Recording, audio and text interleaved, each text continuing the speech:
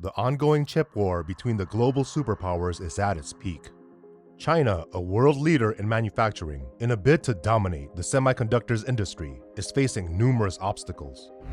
One of them is its dependence on the Dutch company ASML, a key player in the production of advanced chip-making equipment. A key question one may ask is, why is China dependent on ASML? Second, how is this dependence chipping away at China's chances of leading the chip war? Join us as we explore the silicon battlefield of the chip war in this video.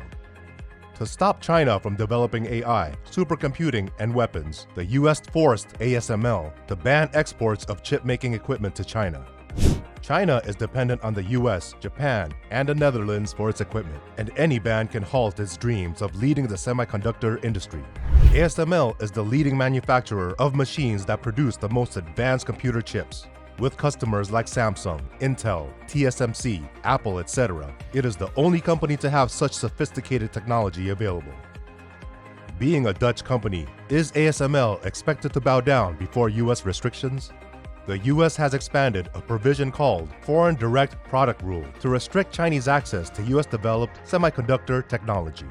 The rule was initially used to cut off Huawei's access to semiconductors. Now the US aims to impose broad restrictions on Chinese access to American technology. The specific question is how much US technology a product must contain to be subject to new regulations. In the late 1990s, the US government convinced the Dutch government to block the export of UV scanners by invoking the Wassenaar Arrangement, which governs export of goods and technology with potential military applications. Although UV scanners are not explicitly listed, lithography equipment with specific capabilities falls under this arrangement. ASML, a company with subsidiaries in the US, states that their ARF immersion scanners do not meet the criteria and therefore cannot be controlled through the Wassenaar Arrangement. ASML's exports to China had already been limited to less sophisticated equipment. A quick throwback to 2019. In 2019, China was not given the import license for importing advanced equipment by ASML, allegedly under US pressure. Last year in October, the US rang ASML's doorbell again.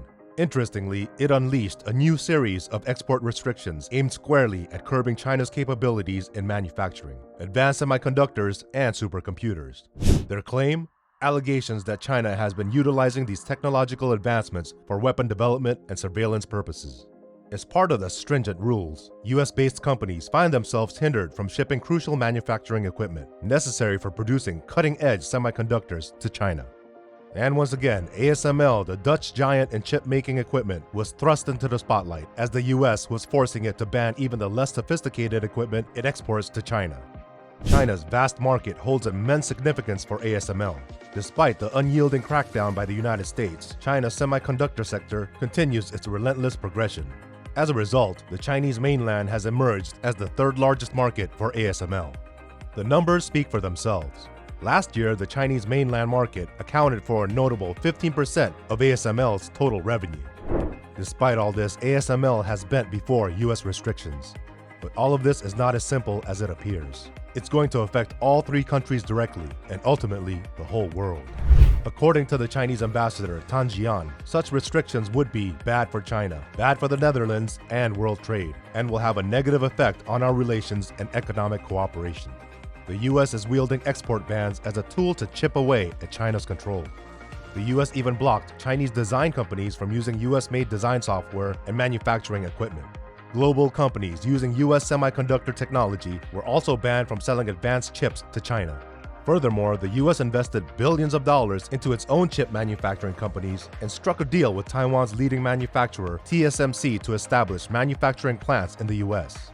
This has heightened the pressure in the ongoing conflict between China and the US, as Taiwan possesses a crucial choke point in the chip supply chain, and both countries have strategic interests in the region. Taiwan companies were forced to choose between selling to China and complying with the US export controls, and they ultimately decided to cut off China.